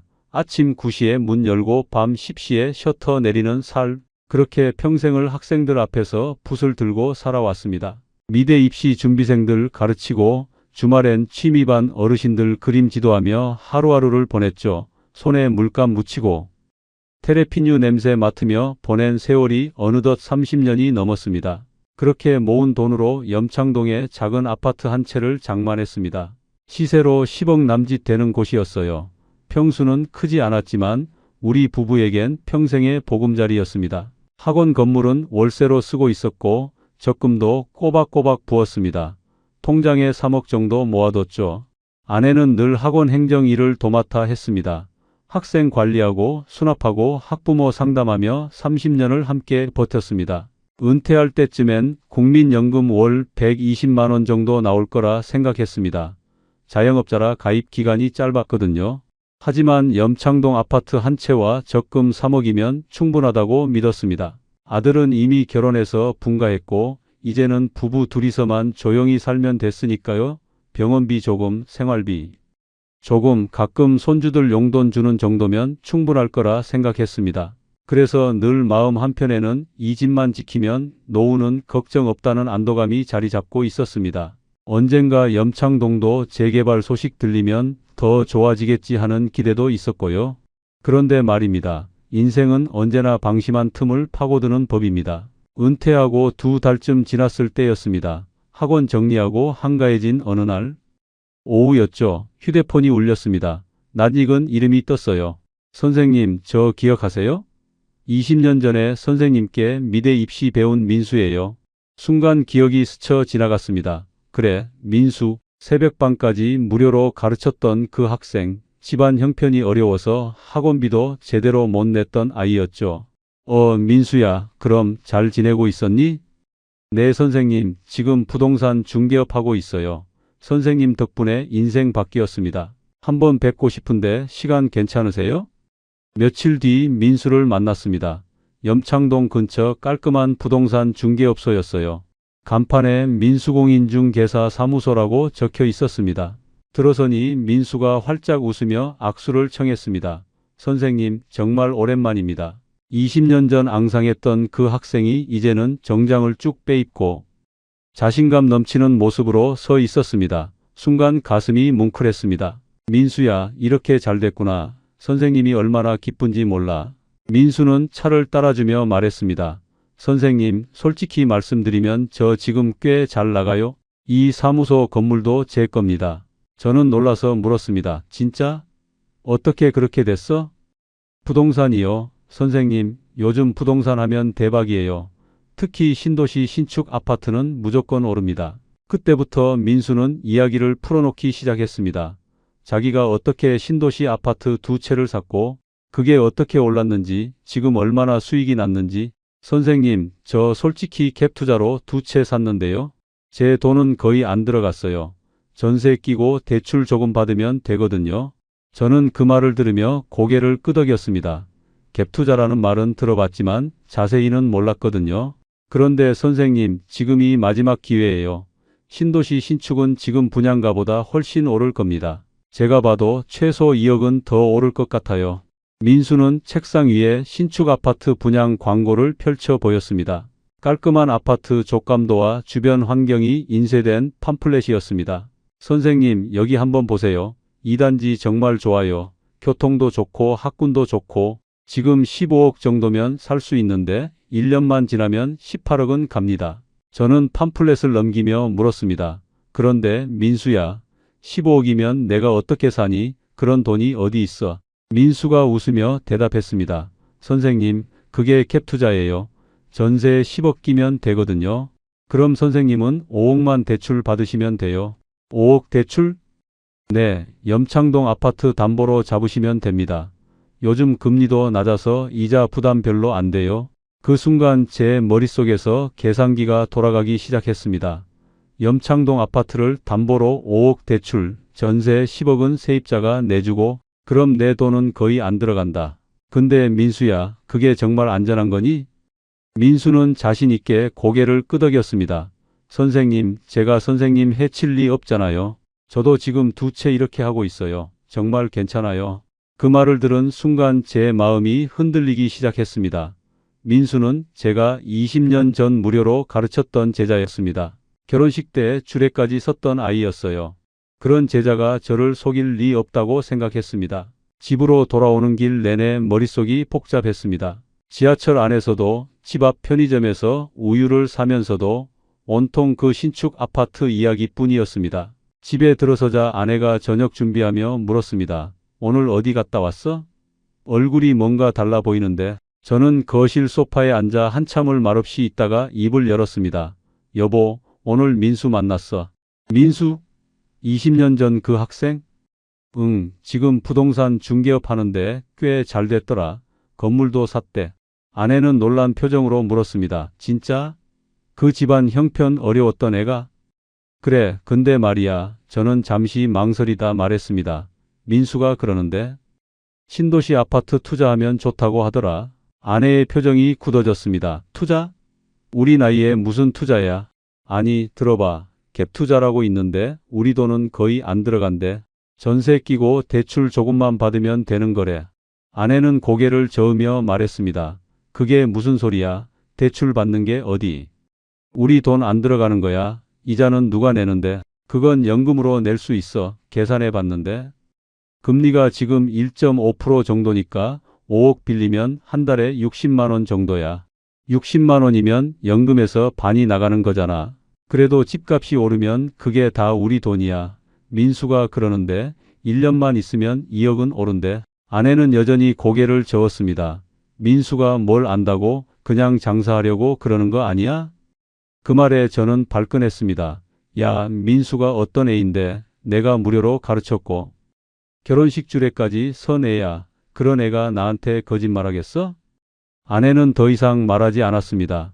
그날 밤 우리는 서로 말없이 잠자리에 들었습니다. 하지만 저는 잠이 오지 않았습니다. 침대에 누워 천장만 바라보며 계속 생각했습니다. 염창동 한 채로 만족할 거야? 아니면 한 채 더 늘려볼까? 며칠 뒤 민수에게 다시 전화가 왔습니다. 선생님, 그 단지 분양 마감 임박이래요. 지금 안 하시면 기회 없어요. 민수야, 근데 이자 부담이 좀 되는데. 선생님, 제가 계산해 드릴게요. 지금 금리 1.5%면 정말 낮은 거예요. 나중에 오르더라도 집값이 더 빨리 오르니까 걱정 마세요. 그래도 좀 불안한데. 선생님, 민수의 목소리가 진지해졌습니다. 제가 선생님 해칠 리 없잖아요. 저도 지금 2채 이렇게 하고 있어요. 정말 괜찮습니다. 선생님 믿으세요? 그 말에 제 마음이 완전히 넘어갔습니다. 그래, 민수가 나를 속일 리 없어. 20년 은혜를 잊을 아이가 아니야. 그날 저녁 아내에게 다시 말했습니다. 여보, 민수 말 들어보니까 정말 괜찮은 것 같아. 우리 한번 해보자. 아내는 한숨을 쉬며 물었습니다. 정말 괜찮을까? 민수가 자기도 하고 있대. 그리고 1년만 버티면 2억은 벌 수 있어. 그럼 우리 노후 자금 확실해지는 거야. 당신이 그렇게 하고 싶으면 해. 하지만 나중에 후회하지 마. 결국 우리는 도장을 찍었습니다. 그게 우리 인생에서 가장 큰 실수였다는 걸 1년 남짓 뒤에야 알게 됐습니다. 도장을 찍은 뒤 며칠 동안은 마치 세상이 달라진 것 같았습니다. 이제 저도 집 2채 가진 사람이 됐다는 사실이 믿기지 않았습니다. 아침에 눈을 뜨면 가장 먼저 생각나는 게 그 신도시 아파트였습니다. 계약금 치르고 중도금 납부하는 동안에도 머릿속에는 온통 장밋빛 미래만 가득했습니다. 저는 매일 아침 부동산 앱을 켜놓고 분양가와 시세를 확인했습니다. 염창동 아파트는 여전히 안정적이었고 새로 산 신도시 아파트는 분양가보다 벌써 조금씩 오르고 있다는 소문이 들렸습니다.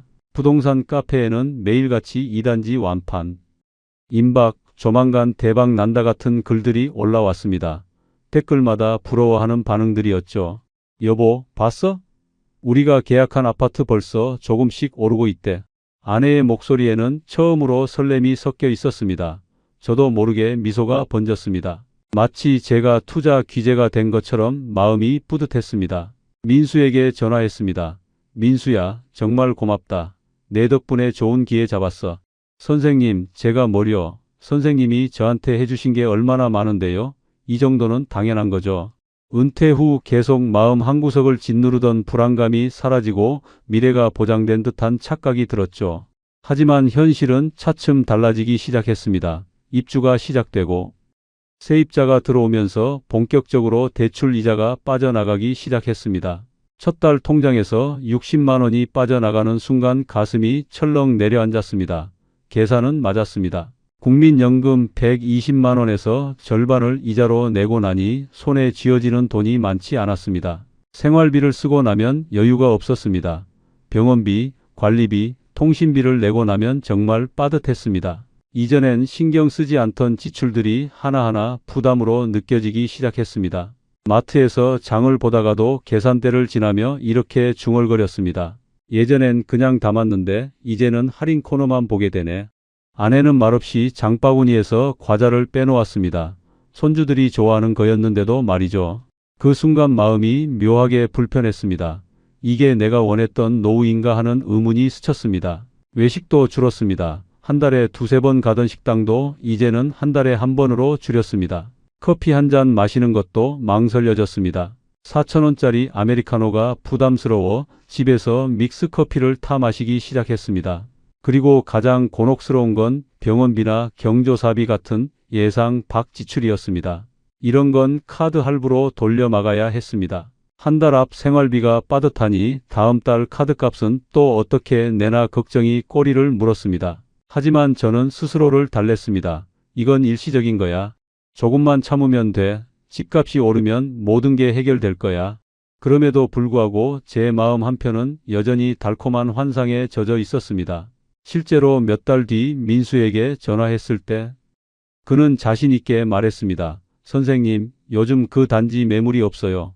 지금 팔면 손해예요. 조금만 더 기다리세요. 그 말을 듣는 순간 다시 희망이 차올랐습니다. 생활비가 빠듯한 것쯤은 아무것도 아닌 것처럼 느껴졌습니다. 집값이 조금만 더 오르면 그 고생은 다 보상받을 수 있을 거라 믿었습니다. 집에 돌아와 아내에게 말했습니다. 여보, 조금만 버티자. 민수가 그러는데. 지금 매물도 없대. 곧 오를 거야. 아내도 고개를 끄덕였습니다.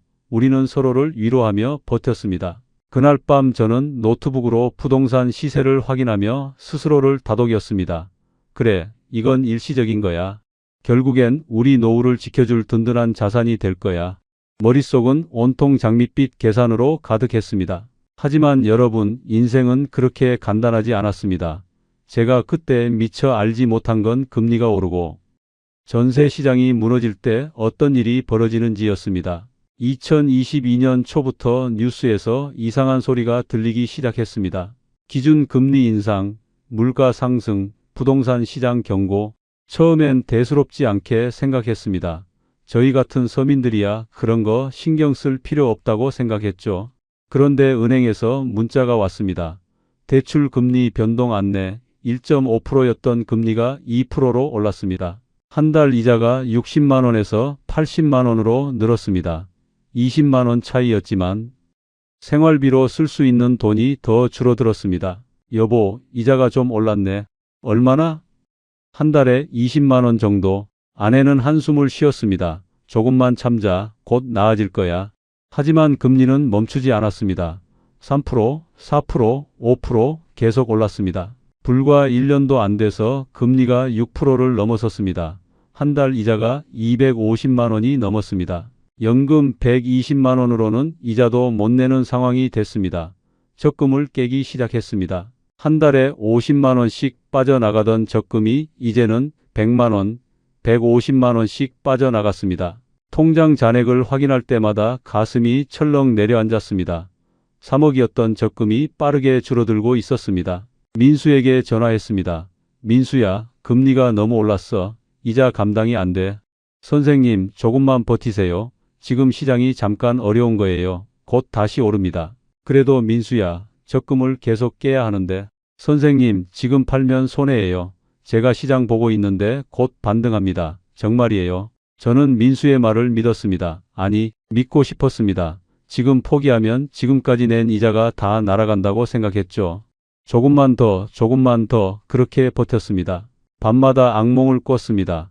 통장이 텅 비는 꿈, 은행에서 대출 상환을 톡촉하는 꿈, 땀에 흠뻑 젖어 깨어나는 날이 잦아졌습니다. 어느 날 밤 아내가 조심스럽게 말을 꺼냈습니다. 여보, 이러다 적금 다 날리는 거 아니야? 신도시 아파트라도 팔까? 그 말에 저는 자리에서 벌떡 일어났습니다. 무슨 소리야? 지금 팔면 손해야. 조금만 더 버티면 돼. 그래도 당신 적금이 벌써 반이나 줄었어. 알아. 하지만 민수가 그러는데 곧 오른대. 조금만 더 참자. 아내는 고개를 떨구었습니다. 저는 아내의 축 처진 어깨를 보며 죄책감이 밀려왔지만 동시에 화가 났습니다. 왜 그렇게 쉽게 포기하려 하냐고. 조금만 더 버티면 된다고. 하지만 그 순간 제 안에서 무언가가 무너져 내렸습니다. 그리고 더 큰 문제가 찾아왔습니다. 2023년 여름이었습니다. 세입자에게서 전화가 왔습니다. 사장님, 죄송한데요. 저희 전세 재계약할 때 10억은 이제 못 맞춰요. 네? 그게 무슨 말씀이세요? 요즘 시세가 많이 떨어졌잖아요. 6억 정도로 재계약하고 싶은데요. 그 순간 눈앞이 캄캄해졌습니다. 전세금이 4억이나 떨어진다. 그럼 그 차액 4억은 누가 메우나요? 바로 저였습니다. 전화를 끊고 주저앉았습니다. 손이 떨렸습니다. 4억을 어디서 구하나? 적금 남은 게 1억 남짓, 나머지 3억은 어디서 만들어야 하나? 민수에게 급하게 전화했습니다. 민수야, 큰일 났어. 세입자가 전세금 4억 낮춘대. 네? 그게 무슨 소리예요? 지금 시세가 떨어져서 10억을 못 맞춘데 6억으로 재계약하자는데 나머지 4억은 내가 어떻게 메워? 전화기 너머로 민수가 한숨 쉬는 소리가 들렸습니다. 선생님, 그게 지금 전세 시장이 많이 안 좋긴 해요. 민수야, 어떻게 해야 돼? 4억을 어디서 구해? 선생님, 추가 대출을 받으셔야 할 것 같은데요. 추가 대출이 가능해? 염창동 아파트 담보 여력이 남아있으면 가능할 거예요. 한번 알아보세요. 은행에 갔습니다. 대출 상담을 받았습니다. 직원은 고개를 저었습니다. 고객님, 지금 DSR 규제 때문에 추가 대출이 어렵습니다. 이미 대출이 많으시고 소득 대비 상환 능력이 부족해요. 그럼 어떻게 해야 하나요? 다른 자산을 처분하시거나 아니면 염창동 아파트를 담보로 한도를 늘리시든지. 결국 염창동 아파트를 추가 담보로 잡고 3억을 더 빌렸습니다. 그 순간 총 대출 원금은 8억이 넘었습니다. 한 달 이자는 400만 원이 넘어갔습니다. 연금 120만 원으로는 이자의 3분의 1도 못 냈습니다. 적금은 빠르게 바닥을 드러냈습니다. 카드값은 계속 쌓였습니다. 그날 집에 돌아와 아내에게 대출 계약서를 내밀었을 때 아내는 말없이 눈물을 흘렸습니다. 소파에 앉아 어깨를 떨며 우는 아내를 보면서도 저는 말했습니다. 곧 오를 거야. 조금만 버티자. 하지만 제 자신도 그 말을 믿지 못했습니다.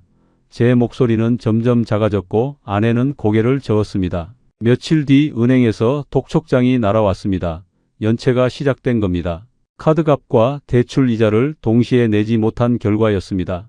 연체라는 단어가 빨간 글씨로 찍힌 서류를 손에 쥐고 있는데 온몸에서 식은땀이 흘렀습니다. 신용 등급이 떨어진다. 대출이 회수될 수도 있다. 최악의 경우 집이 경매로 넘어간다. 머릿속에 온갖 최악의 시나리오가 스쳐 지나갔습니다. 민수에게 다시 전화했습니다. 민수야, 나 이제 진짜 안 되겠어. 연체까지 시작됐어. 선생님. 민수의 목소리가 떨렸습니다. 민수야, 내가 그랬잖아. 곧 오른다고. 지금 어떻게 된 거야? 선생님, 지금 저도 너무 어렵습니다. 뭐? 선생님, 죄송한데요. 저도 지금 제 걸 손절하느라 정신이 없어요. 시장이 이렇게 될 줄 몰랐습니다. 민수야, 내가 나한테 뭐라고 했어?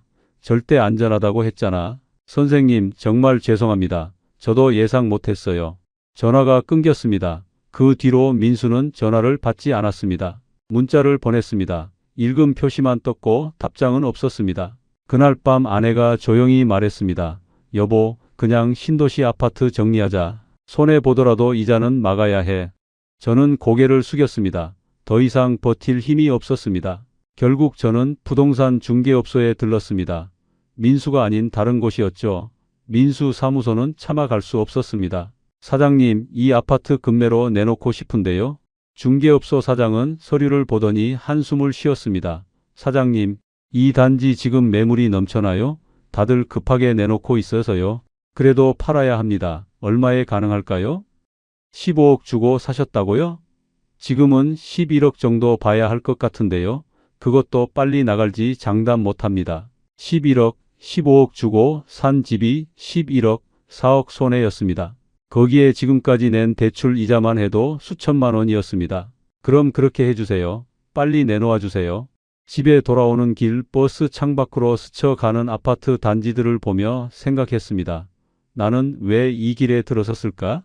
그냥 염창동 아파트 한 채로 만족했으면 됐는데, 연금 받으며 조용히 살았으면 됐는데, 후회가 밀려왔습니다. 민수의 말을 듣지 말걸, 계산기를 두드리던 그날, 밤 도장을 찍지 말걸, 욕심을 부리지 말걸. 하지만 이미 늦었습니다. 몇 주 뒤 매수인이 나타났습니다. 10억 5천만 원을 부르더군요. 중개업소 사장은 지금 이게 최선이라고 말했습니다. 결국 10억 5천만 원의 계약서에 도장을 찍었습니다. 그 순간 제 손이 덜덜 떨렸습니다. 15억 주고 산 집을 10억 5천만 원에 판 겁니다. 4억 5천만 원 손해. 거기다 몇 년간 낸 대출 이자까지 합치면 실제 손실은 5억이 넘었습니다. 평생 모은 돈이 눈앞에서 사라지고 있었습니다. 신도시 아파트를 정리하고 대출 5억을 갚았습니다. 하지만 추가로 빌린 3억은 그대로 남았습니다. 염창동 아파트에는 여전히 3억 대출이 묶여 있었습니다. 한 달 이자가 150만 원이었습니다. 연금 120만 원으로는 이자도 못 냈습니다. 적금은 이미 바닥이었습니다. 어느 날 밤 아내가 조용히 말했습니다. 여보, 이제 염창동도 정리해야 할 것 같아. 염창동을? 응, 이자를 못 내잖아. 이러다 경매 넘어가면 더 큰일이야. 저는 한참을 말없이 앉아 있었습니다. 염창동 아파트, 30년을 살았던 집, 아들을 키웠던 집, 학생들 그림 가르치며 모았던 보금자리, 그 집을 팔아야 한다니 가슴이 찢어질 듯 했습니다. 그래도 재개발 얘기도 나오고 있잖아. 여보, 재개발이 언제 될지 아무도 몰라. 우리 지금 당장 이자도 못 내는데. 아내의 말이 맞았습니다. 현실은 잔인했습니다. 중개업소를 통해 시세를 알아보니 염창동 아파트도 이미 하락세였습니다. 10억 하던 시세가 9억대로 떨어졌습니다. 금리가 오르면서 매수 여력이 있는 사람들이 줄었고 재개발 일정도 불투명해지면서 시세가 꺾인 겁니다. 사장님, 지금 급매 아니면 팔기 힘듭니다. 8억 후반대에 내놓으셔야 해요. 8억 후반, 재개발 기대감 하나로 버텼는데 결국 1억 넘게 손해보고 팔아야 한다니. 며칠 뒤 우리는 결국 염창동 아파트 매매 계약서에 도장을 찍었습니다. 매수인과 마주 앉아 계약서를 쓰는데 제 손이 덜덜 떨렸습니다. 최종 매각가는 8억 8천만 원, 담보대출 3억을 갚고 나니 손에 남은 돈은 5억 8천만 원. 거기서 카드빚과 생활비로 쓴 돈을 갚고 나니 손에 쥐어진 건 고작 1억 5천만 원이었습니다. 10억짜리 염창동 아파트 한 채와 적금 3억으로 시작해서 결국 손에 남은 건 1억 5천만 원. 평생 모은 자산이 이렇게 줄어든 겁니다. 이사 날 빈집에 마지막으로 둘러보러 들어갔을 때 벽에 걸린 낡은 가족 사진이 눈에 들어왔습니다. 아들이 어릴 적 웃고 있던 모습, 그 앞에서 활짝 웃던 제 얼굴, 거실 한가운데 섰던 크리스마스 트리, 명절 때마다 온 가족이 모여 밥 먹던 식탁, 30년의 추억이 스쳐 지나갔습니다. 그 사진을 떼어내는 순간 눈물이 왈칵 쏟아졌습니다. 내가 무슨 짓을 한 거지? 아내는 제 어깨를 조용히 감싸 안았습니다. 하지만 그 위로마저 제 가슴속 공허함을 메워주진 못했습니다. 마지막으로 현관문을 잠그고 나오는데 다리가 후들거렸습니다. 복도 끝까지 걸어가는 동안 뒤돌아보지 않으려 애썼습니다. 뒤돌아보면 주저앉을 것 같았습니다. 그날 밤 저는 인천 외곽에 구한 작은 빌라의 좁은 방에서 천장을 바라보며 스스로에게 물었습니다. 내가 정말 잘못한 건 욕심을 부린 걸까? 아니면 끝까지 현실을 인정하지 못한 걸까? 노후의 안전망이라고 믿었던 모든 것이 무너져 내린 지금 저는 처음으로 두려움이 아닌 완전한 공허함을 느꼈습니다. 옆방에서는 아내가 조용히 일기장을 꺼내 무언가 적고 있었습니다. 작은 스탠드 불빛 아래 고개 숙인 아내의 뒷모습이 유난히 작아 보였습니다. 저 때문에 아내까지 이런 고생을 시키고 있다는 생각에 눈물이 또 났습니다.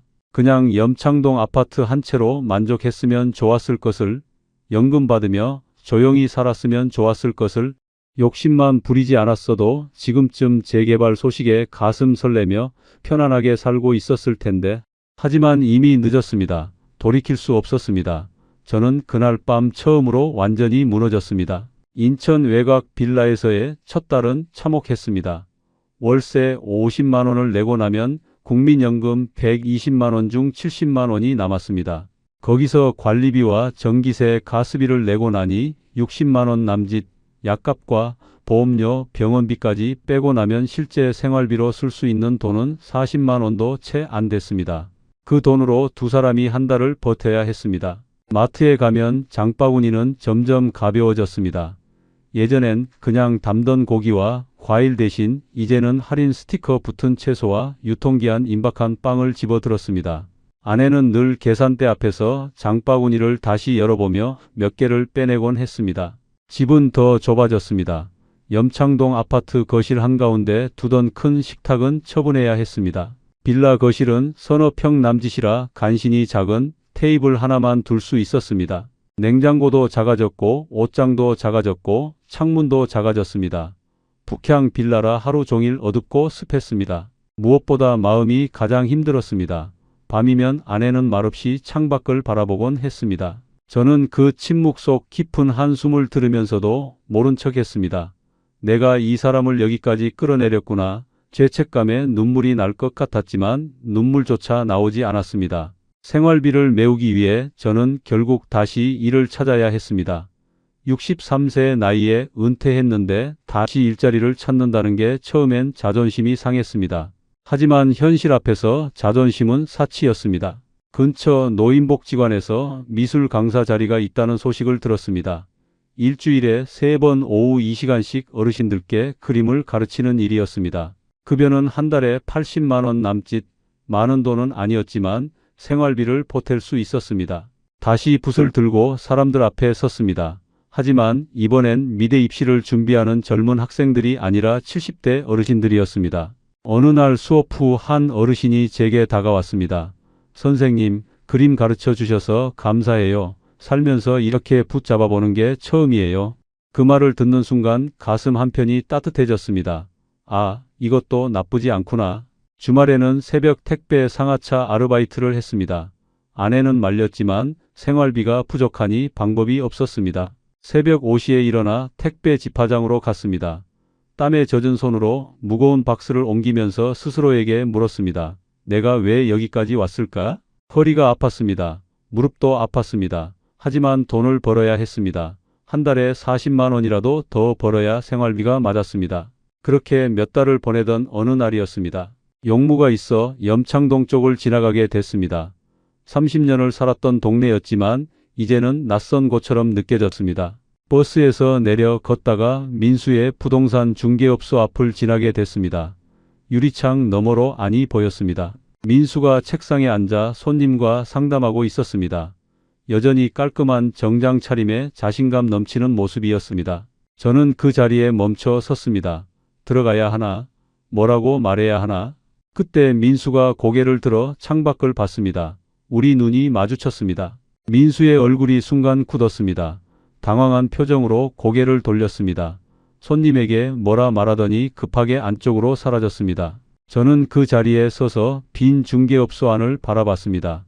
유리창에 비친 제 모습이 보였습니다. 낡은 점퍼에 구부정한 어깨, 초췌한 얼굴, 이게 30년 미술학원 원장이었던 제 모습인가? 발길을 돌렸습니다.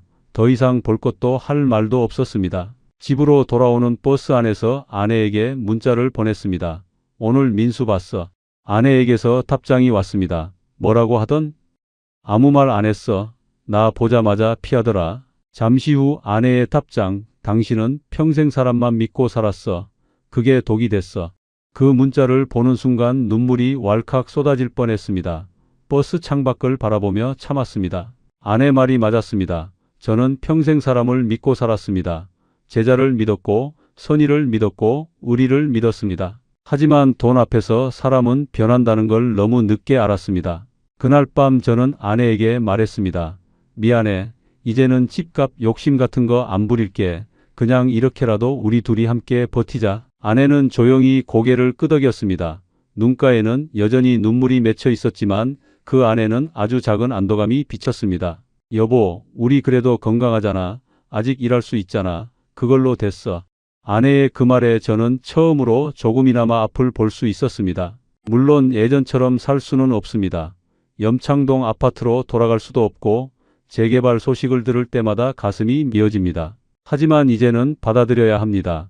제가 선택한 길이었고 제가 감당해야 할 결과였습니다. 그날 이후 저는 조금씩 달라지기 시작했습니다. 욕심을 버리고 현실을 받아들이고 하루하루 감사하며 살아가려 애쓰고 있습니다. 노인복지관에서 그림을 가르치는 일이 점점 즐거워졌습니다. 어르신들은 순수했습니다.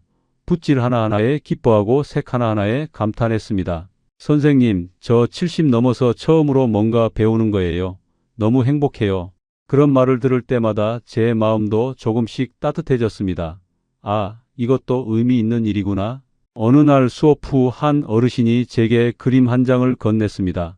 서툰 붓질로 그린 풍경화였습니다. 선생님, 제가 처음 그린 그림이에요. 선생님 덕분이에요. 그 그림을 받아들고 한참을 바라봤습니다. 눈물이 날 것 같았습니다.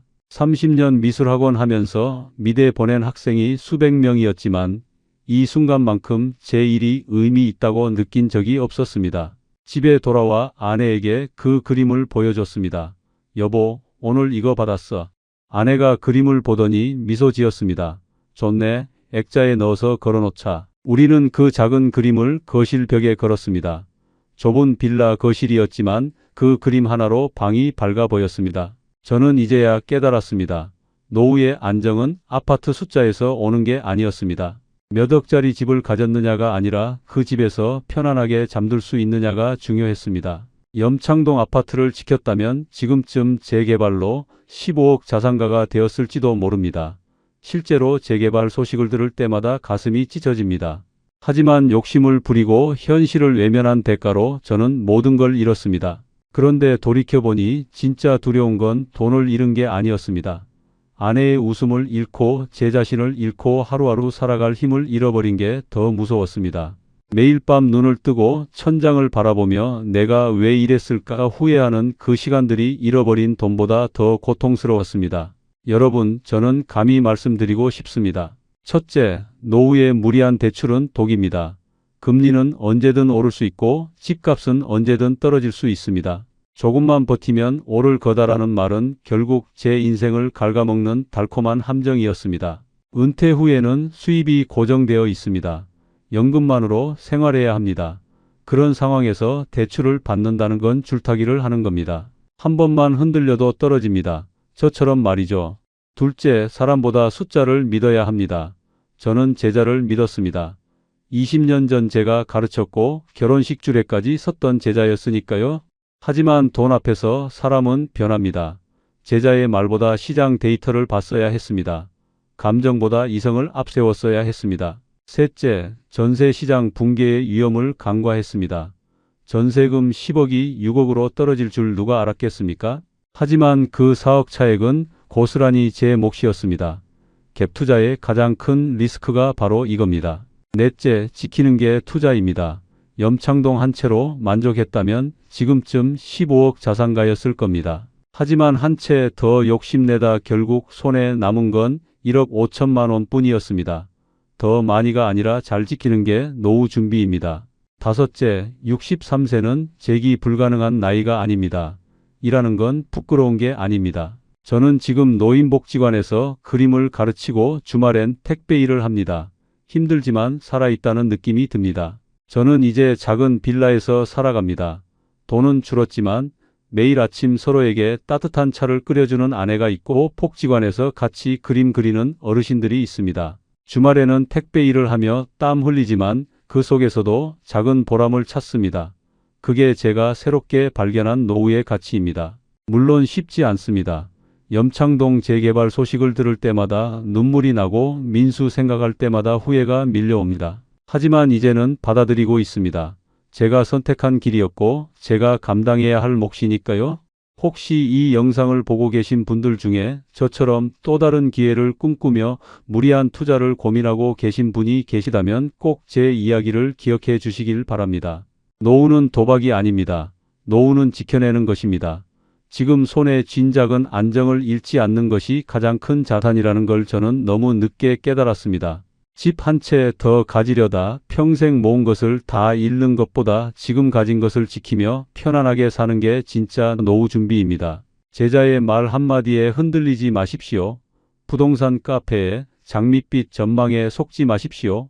중개업소 사장에 지금 안 사면 후회한다는 말에 넘어가지 마십시오. 은퇴 후에는 욕심보다 안정이 답입니다. 수익보다 보존이 답입니다. 저는 그걸 10억 넘는 돈을 날리고 나서야 깨달았습니다.